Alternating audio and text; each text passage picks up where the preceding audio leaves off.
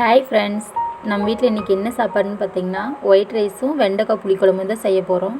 First ஒரு சட்டி வச்சு எண்ணெய் ஊற்றிக்குங்க. எண்ணெய் ஊற்றினோன்னே கடுகு ஒரு ஸ்பூன் போட்டுக்குங்க. அப்புறம் வெந்தயம் ஒரு 1/4 ஸ்பூன் போட்டுக்குங்க. போட்டு நல்லா வதங்கினோன்னே பூண்டும் கருவேப்பிலை தலையும் போட்டு நல்லா கிளறி விடுங்க. கிளறி விட்டோன்னே சின்ன வெங்காயம் ஒரு கப் போட்டு நல்லா கிளறி விடுங்க. கிளறி விட்டோன்னே வெண்டைக்காயை போட்டு நல்லா வதக்கி விடுங்க.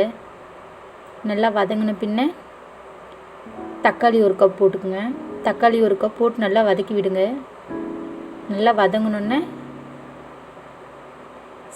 நல்லா வதக்கி விட்டு சாம்பார் பொடியும் வரமிளகுடியும் போட்டு நல்லா கிளறி விடுங்க. கிளறி விட்டோன்னே ஒரு கப் புளித்தண்ணி ஊற்றிக்குங்க. ஒரு கப் புளித்தண்ணி ஊற்றி நல்லா வதக்கி விடுங்க. அதே கப்லேயே 3/4 கப் தண்ணி ஊற்றிக்குங்க. தண்ணி ஊற்றி நல்லா வதக்கி விடுங்க. நல்லா கிளறி விட்டோன்னே ஒரு ஸ்பூன் மஞ்சள்தூள் போட்டுக்குங்க. அப்புறம் ஒரு ஸ்பூன் உப்பு போட்டுக்குங்க. போட்டு நல்லா கிளறி விடுங்க.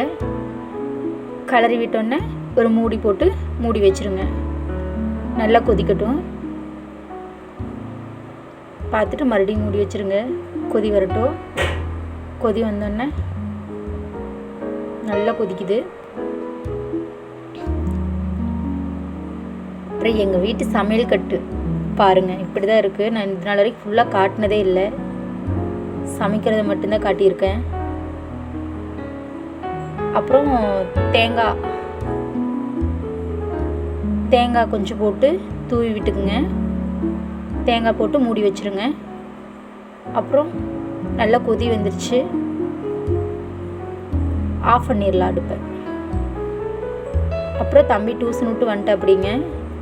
அப்புறம் பசிக்குதுன்னு சொன்ன அப்படி, அதனால் வந்தோன்னே சாப்பிட்றாரு. சாப்பாடு போட்டு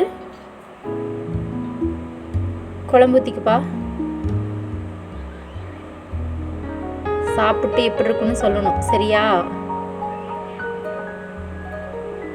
வாங்க போய் சாப்பிடுவோம்.